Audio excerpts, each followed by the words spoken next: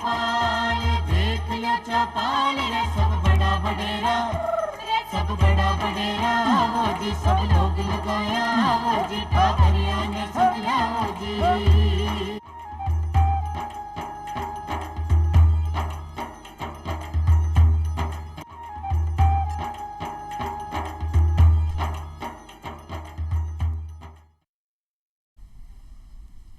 राम राम सा चौपाल देखने वाला सगला दर्शक भाई बहनों को बहुत बहुत स्वागत है। दर्शक भाई बहनों ज्यादा कि आप सभी जाना कि हर बार आप अपने कार्यक्रम में कोई ना कोई नयो विषय लेकर हाजिर हुआ, तो आज भी आप अपने सामने एक नया विषय लेकर हाजिर हुआ। देखो ज्यादा कि आप सभी जाना कि बारिश का मौसम चल रहे हैं, तो हर घर में देखो लोग पेड़ पौधा लगा रहे हैं, पौधारोपण हो रहे हैं। इस समय अपना किसान भाई कहीं अलग कर सके है भाई, खेती तो पारंपरिक रूप से अपना किसान भाई कर ही रहे हैं। तो जो पारंपरिक खेती है बी के अलावा भी अगर वह फलदार बगीचा भी लगावे तो बी से भी वे मुनाफो कमा सके। तो आज आप विशेष जानकारी विषय पर ही लेवांगे और आज अपना विषय है फलदार बगीचा की स्थापना आप किया कर सका। हाँ, तो इस पर जानकारी देवा के लिए आज अपने बीच पधारे हैं डॉक्टर उदयभान सिंह जी।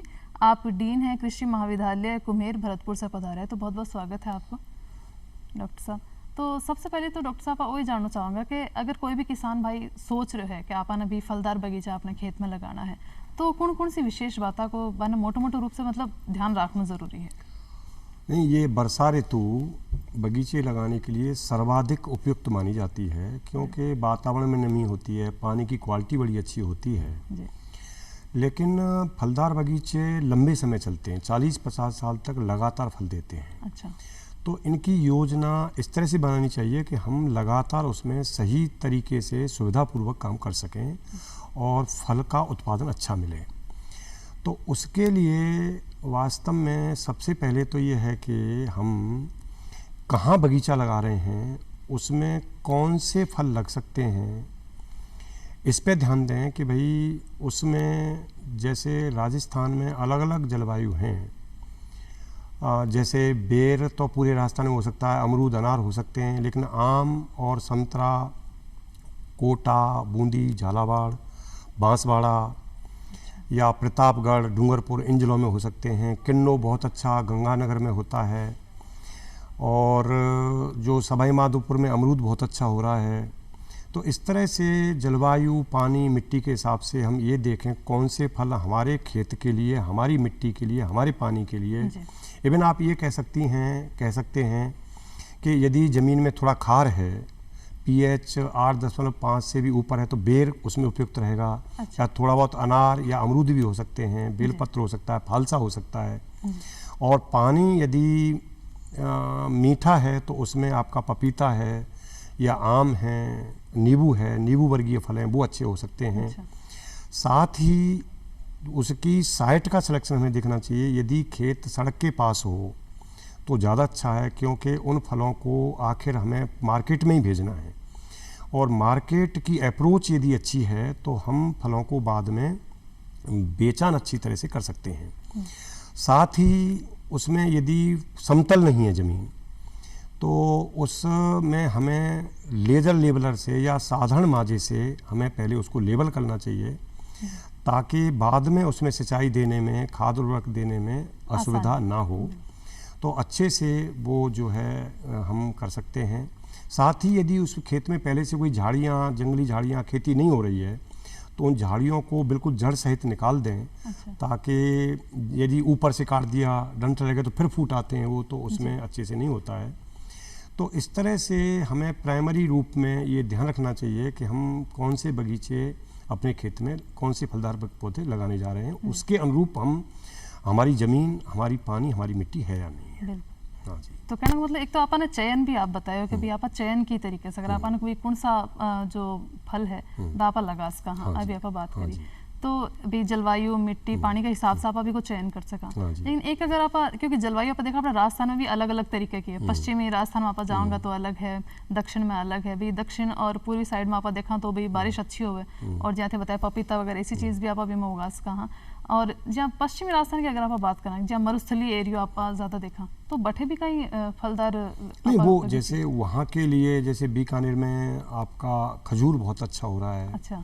या भले ही वो रेगिस्तान है लेकिन नहरी क्षेत्र हो गया, गंगानगर में, हनुमानगढ़ में, वहाँ किन्नू बहुत अच्छा हो रहा है। इसके अलावा जो जोधपुर है वहाँ काजरी भी है, वहाँ बेर बहुत अच्छा हो सकता है, पीलू। और ये देखिए कि जो रेगिस्तानी फल हैं, अनार जो है जालौर सीडलेस तो बहुत फेमस वैरायटी है। तो उन पश्चिमी क्षेत्रों में ये फल जो कि सूखा सहन कर सकते हैं, उन फलों को हम अच्छे से उगा सकते हैं। और जैसे फिर आपने कहा जब बारिश अच्छी होती है, जैसे कि आपका कोटा रीजन है या भरतपुर रीजन है, उदयपुर से लेकर के पूरा प्रतापगढ़, बांसवाड़ा तो 1100 में, वहाँ पे आम बहुत अच्छा हो सकता है। वहाँ पर जो है कोटा में तो संतरा के लिए बहुत फेमस है। तो इस तरह से हम जैसे जैसे हमारी जलवायु है, जैसे जैसे वर्षा पानी की जो है सुविधा है, जैसे कि यहाँ पे लसोड़ा आजकल आपका जयपुर क्षेत्र है, उसमें लसोड़ा ने बहुत अच्छी जगह बनाई है। चौमू तो पूरा बेर के लिए बहुत फेमस है। हमारे भरतपुर में डीग है, उसमें बेर बहुत अच्छा जो है ग्रो कर रहा है। तो अमरूद सवाई माधोपुर में बहुत अच्छा ग्रो कर गया और पूरे इंटरनेशनल उसने अपनी जगह बनाई है। अच्छा। तो इवन कैर हैं जो बिल्कुल ही सूखा है, जहाँ पीलू है, कैर है जिसमें जो अचार डालते हैं कैर का, तो वो पंचकुटा उसके लिए काफ़ी फेमस है। तो ये जो है फल जलवायु और मिट्टी के हिसाब से हमें निश्चित रूप से चयन करना चाहिए। यदि ये हमने ध्यान नहीं रखा तो फिर बाद में वो हमें अच्छे उत्पादन नहीं दे पाएंगे। जी, एक आपने किसान भाई वो भी जानना चाहोगा कि अगर मैं फलदार बगीचा लगावा तो सरकार भी माने कोई सहायता देगी, कोई सब्सिडी के रूप में? हाँ, ये बहुत ज़रूरी है कि सरकार भी राजस्थान बागवानी मिशन विकास के तहत और इसमें सब्सिडी दे रही है। और सन जो बजट है, जो 23-24 का जो बजट है, उसमें राजस्थान सरकार ने वो सब्सिडी जो है 75% की है। अच्छा। तो सामान्यतः हम जो है फलदार बगीचे लगाने पे जो इकाई लागत है, इकाई लागत अलग अलग फलों में अलग अलग हो सकती है। जैसे पपीता में यदि हम 2777 पौधे लगा रहे हैं तो उसकी इकाई लागत आती है 61,665 रुपये। अच्छा। और यदि 4,444 पौधे 1 हेक्टेयर में लगा रहे हैं तो उसकी इकाई लागत 68,660 रुपये आती है। इसी तरह से बेर में यदि हम 278 पौधे लगा रहे हैं तो उसकी इकाई लागत जो है 40,008 रुपये है। बेर के लिए 28,000 है। अनार के लिए 48,000 रुपये इकाई लागत है। उसका 75% जो है सरकार सब्सिडी देती है। ठीक है। अब अपना किसान भाई जन बेरो चालू है कि भाई सब्सिडी सरकार दे रही है। अब सब्सिडी लेने का वास्ते भी मतलब अपने किसान भाई ने क्या आवेदन करना है? हाँ, आवेदन जो है ये राजस्थान किसान पोर्टल है। अच्छा। उस पे जो है आवेदन कर सकते हैं, ई मित्र के माध्यम से कर सकते हैं या स्वयं भी कर सकते हैं। इसमें जो है ऑनलाइन आवेदन होता है और ऑनलाइन आवेदन में भी 2-3 चीज़ें हमें ध्यान रखनी होती हैं कि जो हमें एक तो स्वामित्व तो उसका खुद का होना चाहिए। अच्छा। और इसमें एक चीज़ और है कि जो साधारण किसान हैं उनके लिए तो कम से कम 1 एकड़ ज़मीन यानी 0.4 हेक्टेयर, और जो अनुसूचित जाति जनजाति वो हैं उनके लिए, जनजातीय जो क्षेत्र हैं, जो ट्राइबल एरियाज हैं, उनके लिए 0.2 हेक्टेयर कर रखी है। तो उसमें जो है आवेदन हमें ऑनलाइन करना है और उसमें भी भूमि का स्वामित्व खुद का होना चाहिए। अच्छा। और उसके लिए जो डॉक्यूमेंट्स हैं उसमें आधार कार्ड है, जो है आपका खसरा नकल है वो भी आपके पास होनी चाहिए, फ़ोटो 2 होने चाहिए, बैंक की पासबुक अच्छा। उसमें लगेगी। तो इस तरह से हम ये डॉक्यूमेंट रख कर के आवेदन करेंगे तो पहले आओ पहले पाओ के तहत जैसे जैसे उनके टारगेट हैं वो ऑटोमेटिक आपका होता रहता है। और भी कोई परेशानी है तो जो एग्रीकल्चर सुपरवाइजर है, WO है, यदि आप भूल जाते हैं तो वो आपकी सहायता के लिए बैठे हैं। और वो सारा, और इवन पोर्टल पे भी सारी जो आप खोलोगे तो वो सारी चीज़ें ऑटोमेटिक आती हैं। तो बड़ी सुविधाजनक काम आजकल हैं, ऑनलाइन है सारा जो है आपके पास में, जिसके पास में स्मार्टफोन है। राजस्थान सरकार की योजना भी है महिलाओं को भी जो है वो स्मार्टफोन दें, इसीलिए है कि वो सरकारी योजनाओं को समझ सकें, उनका लाभ ले सकें। तो खेती में भी ये लागू होता है आसानी से, मतलब सारा काम उसके घर, सारा काम आजकल घर बैठे स्मार्टफोन से हो सकता है। जी जी। तो एक आपा एक यहाँ भी सुनिया कि आवेदन के टाइम अपन जो अपनी खेत की मिट्टी है, पानी है, बिकी रिपोर्ट भी अपन जमा करा। हाँ, वो बिल्कुल बिल्कुल जो है। तो आ रिपोर्ट अपने किसान भाई मतलब कठे बनवास के है और क्या ये जो है पहले तो जो है आपके जो जॉइंट डायरेक्टर ऑफिस थे, जोन ऑफिस थे, वहीं पे थे। आजकल तो जहाँ भी क्लस्टर है, अच्छा, ज़्यादातर मिट्टी और पानी की जांच की सुविधा सरकार ने जगह जगह कर दी है। तो उसमें सही तरीके से, जैसे कि फलदार बगीचों के लिए हमें थोड़ा गहरे तक 1 मीटर तक उसका जो है सैंपल लेना होता है। साधारण फसलों के बजाय उसका सैंपल लेने का तरीका अलग है। अच्छा, और पानी की भी जो है वो हम आधा घंटे जो पानी आपका है ट्यूबवेल को चलने दें, अच्छा, और उसके बाद में जब पानी स्थिर हो जाए तो पानी ले सकते हैं। तो उसमें जो सैंपल है हम आसानी से उसमें 5 रुपये केवल उसके मिट्टी पानी की रिपोर्ट के लगते हैं। 5 रुपये बड़ी अच्छे सब्सिडी रेट में इसके होते हैं। तो वो रिपोर्ट इसलिए ज़रूरी है कि भाई पौधा किस पीएच पे लग रहा है। यदि ज़मीन में खार है और हमने पपीता लगा दिया, नींबू लगा दिया तो नहीं होगा।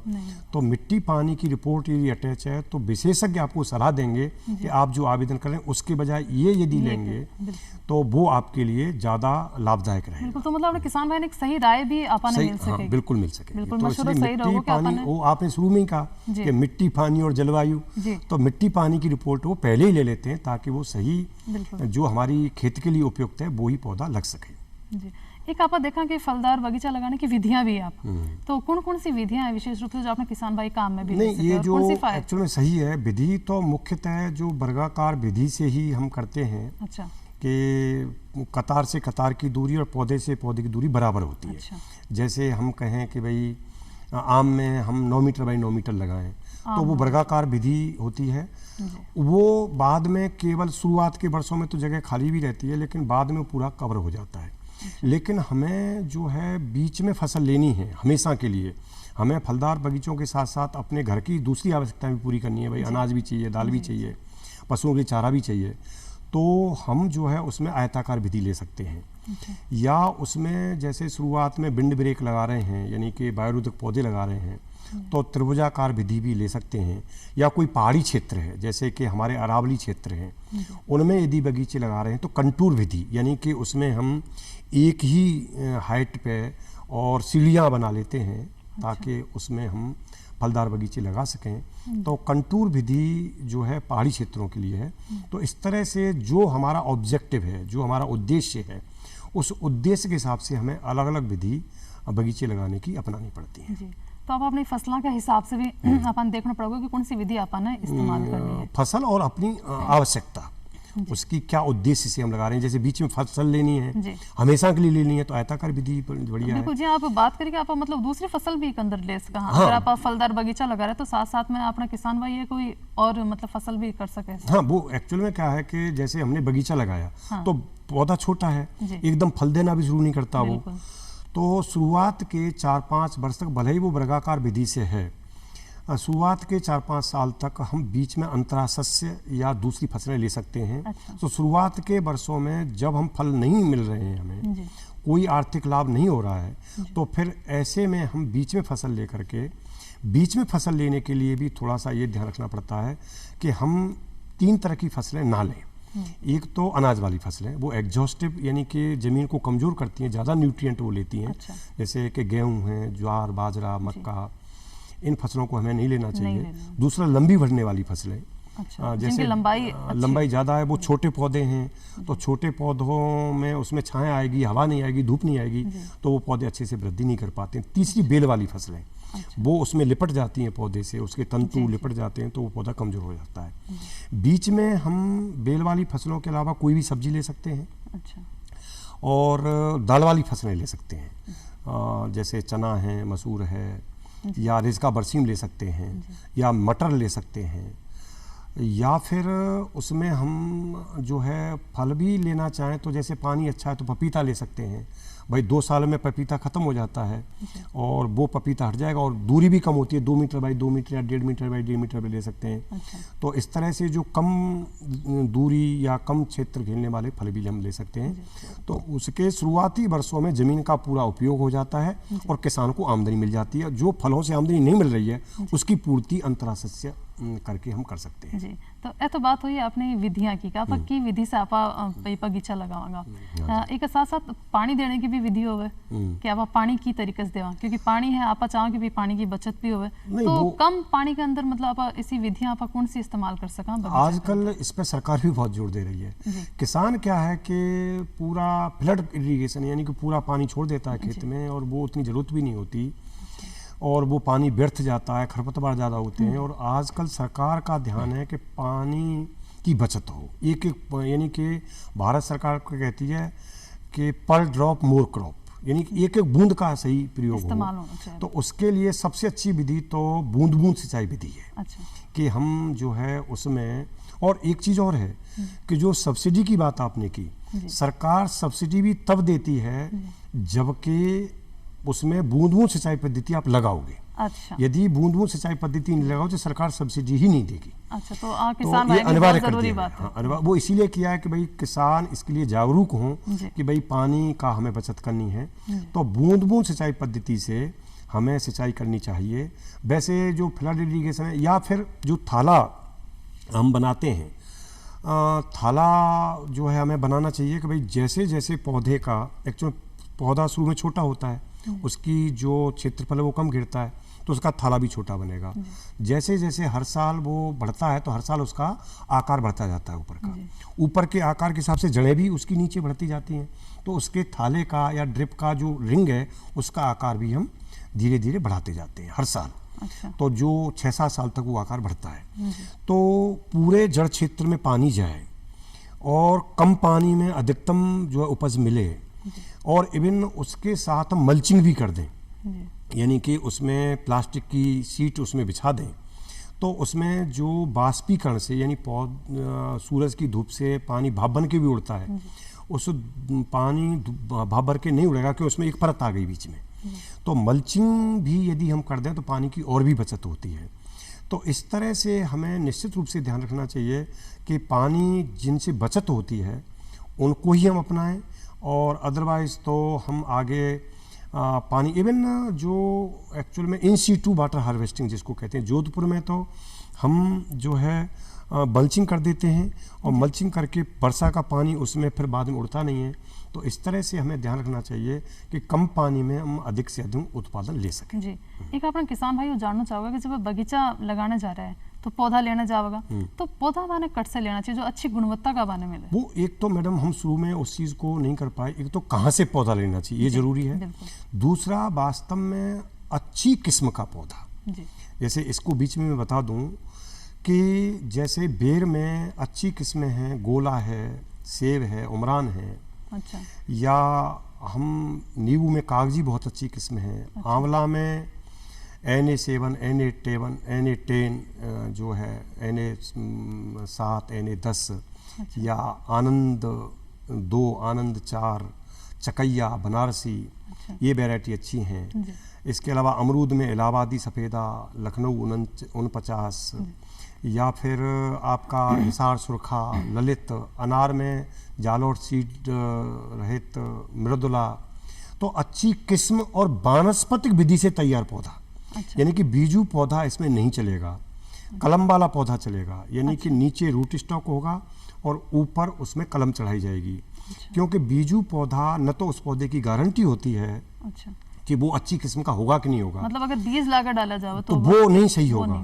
इसलिए हमें कलम वाला पौधा ही लगाना है, वानस्पतिक विधि से तैयार पौधा ही लगाना है, बीजू पौधा नहीं लगाना है। बीजू पौधे की गारंटी नहीं होती। अच्छा। और वो 6-7 साल में फल देना शुरू करता है। अच्छा। और कलम वाले पौधे की गारंटी होती है, वो अच्छी किस्म का ही पौधा होता है। और दूसरा वो जल्दी फल देना शुरू कर देता है। आपने ये जो इम्पोर्टेंट बात कही, कहाँ से पौधे लें, एक तो ये है कि सरकारी नर्सरी से पौधे लें तो ज़्यादा अच्छा है। जैसे कजरी में बेर के पौधे या तमाम तरह के पौधे मिलते हैं, या CI जो बीकानेर में शुष्क जो है बागवानी अनुसंधान केंद्र है उससे लें, हमारा तबीजी है। तो इसके अलावा जो पौधे आप ले सकते हैं सरकारी नर्सरियों के अलावा, जो विश्वसनीय हो।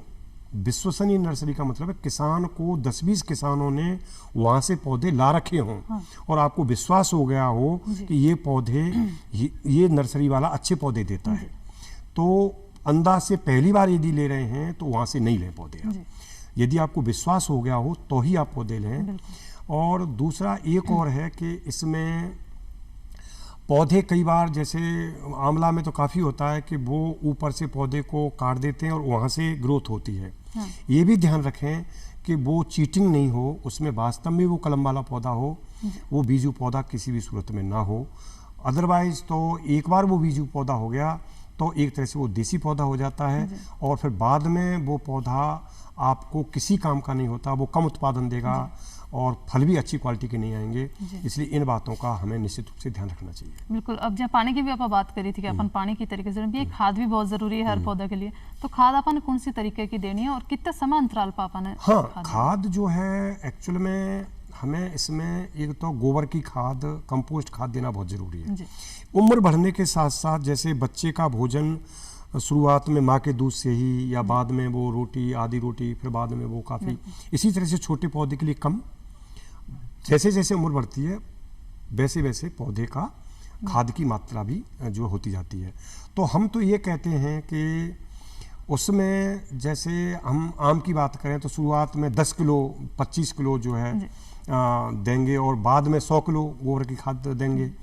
और जहाँ तक नाइट्रोजन हम यूरिया से देते हैं, तो यूरिया खाद हमें 2 बार में देना होता है। अच्छा। एक तो हम जैसे कोई भी खाद, जब पौधा फल देने लग जाता है तो फूल आने के 2 महीने पहले गोबर की खाद की पूरी मात्रा, पोटास और फास्फोरस की पूरी मात्रा, नाइट्रोजन की आधी मात्रा यानी यूरिया की आधी मात्रा हम देते हैं। और जब फल बन जाता है, फल मटर के दाने का हो जाता है, उस समय फिर नाइट्रोजन की खाद की आधी मात्रा जो बची है वो देते हैं। अच्छा। तो ये ध्यान रखना चाहिए कि शुरुआत में जैसे कि नींबू में फरवरी मार्च में फूल आता है, तो हमें गोबर की खाद की, फास्फोरस और पोटास की पूरी मात्रा दिसंबर जनवरी में दे देनी चाहिए। और जब फल बन जाए तब फिर नाइट्रोजन की में आधी मात्रा देनी चाहिए। तो इसमें गोबर की खाद इसलिए देना जरूरी है कि जो माइक्रो न्यूट्रिएंट्स होते हैं, जैसे कि मुख्य तत्व है नाइट्रोजन है, फास्फोरस है, पोटास है, जो पोषक तत्व हैं। अब जैसे लोहा है, तांबा है, या मैग्नीशियम है, मैग्नीज है, कॉपर है, इन सब को पूर्ति के लिए गोबर की खाद या कंपोस्ट खाद सबसे इम्पोर्टेंट होती है। इसलिए हमें गोबर की, और वो क्या है, जैविक भी होती है, मिट्टी की कंडीशन को भी सुधारती है। तो कंपोस्ट हो, वर्मी कंपोस्ट हो, गोबर की खाद हो, इनका देना भी बहुत ज़रूरी है फलदार वृक्षों में। जी। एक आप जब पौधा लगा दे वहाँ, तो बाकी बचाव की भी अपन ध्यान रखना पड़े, जी हाँ, कीड़ा मकोड़ा से या दीमक के प्रकोप आप ज़्यादा देखा, तो वहाँ से बचाव के लिए कहीं करना चाहिए आप? देखो, बचाव के लिए जो एक्चुअल में गड्ढा जैसे पौधा हम लगा रहे हैं जी, और दीमक का प्रकोप यदि है, और जनरली हमको कर लेना चाहिए, तो या तो क्यूनोलफॉस 1.5% पाउडर आता है। अच्छा। उसका 50-60 ग्राम हम जो है प्रत्येक गड्ढे में दें। और बाद में यदि दीमक लग रही है, क्योंकि दीमक पौधा छोटा है और दीमक उसकी जड़ों को खाती है, तो छोटी अवस्था में वो दीमक के प्रकोप को नहीं झेल पाता, इसलिए उसमें क्लोरोपाइरीफॉस 20 EC दवाई आती है। उसका हम, जैसे कि वर्षा होने वाली है तो उसमें हम बूंदों को डाल दें, पानी के घोल में डाल दें, बाद में वर्षा हो जाएगी तो वो जड़ों तक पहुंच जाएगा। या फिर वर्षा नहीं हो रही है तो हम उसमें 50-60 ml जो है 1 बाल्टी पानी में मिला करके और उसमें दे दें। अच्छा। तो उससे दीमक का प्रकोप हो जाता है। और न केवल कीड़ों की बात है, बल्कि हमें जो है सर्दी गर्मी से भी रक्षा करनी है उनकी, क्योंकि छोटा पौधा है और विशेषकर उत्तरी तरफ से हवाएं आती हैं, तो हमें उत्तर पश्चिम दिशा में उसकी टाटी लगा देनी चाहिए किसी घास फूस से बना करके। और गर्म हवाओं से बचने के लिए हमें जो है वैसे तो विंड ब्रेक शुरुआत में यदि सही योजना हम बना रहे हैं तो यदि हमने वायुरोधक पौधे लगा रखे हैं तो वो 30 अपनी ऊंचाई के 30 मीटर तक, जैसे यूकेलिप्टस है या नीम के पौधे हैं या इस तरह के पौधे हैं जो कि ज़्यादा, जैसे जामुन के पौधे भी लगा सकते हैं कि जो फल भी देंगे। तो ऐसे पौधों को हम लगा करके उनकी सर्दी गर्मी से भी रक्षा कर सकते हैं। जानकारी अपन बहुत लेनी है और समय कम है, तो लेकिन एक चीज में जाते जाते आप पूछना चाहूंगी कि अपना जो किसान भाई है जब उत्पादन आप ले लेवा तो बाने भी की सही कीमत मिले इसके लिए बाने अपना जो उत्पाद है वो कठे बेचना चाहिए। कठे बेचने से पहले एक चीज जरूर ध्यान रखनी चाहिए कि उसकी ग्रेडिंग करें, जैसे अच्छे फल हैं, कच्चे फल हैं, छोटे फल हैं, मीडियम साइज के फल हैं, तो अच्छी क्वालिटी के फलों को एक ग्रेड में, मीडियम क्वालिटी मीडियम साइज दूसरी, और तीसरा छोटे फल कम पके फल, तो उनको पहले तो ग्रेडिंग कर लेनी चाहिए और अच्छी टोकरी में अच्छे कार्टून में पैक करके ताकि हम बोरियों में भर के बेच देते हैं, उनको झटका लगता है तो वो फल में चोट लगती है, वो खराब हो जाते हैं, जल्दी खराब होते हैं। तो पहली चीज़ तो एक अच्छी कीमत के लिए ग्रेडिंग करके अच्छी पैकिंग करके भेजें। दूसरा, वास्तव में ये सही का मार्केट शिफ्ट करना आना चाहिए। जैसे जयपुर में मान लो कोई आम है या अमरूद है वो 30 रुपये किलो बिक रहा है और उसी का ही मान लो सूरत में या दिल्ली में 40 रुपये किलो है, हम उसकी यदि ट्रांसपोर्टेशन कॉस्ट लगा रहे हैं 5 रुपये किलो ज़्यादा मिल रहा है तो हमें वहाँ बेचना चाहिए जहाँ हमें कीमत ज़्यादा मिल रही है।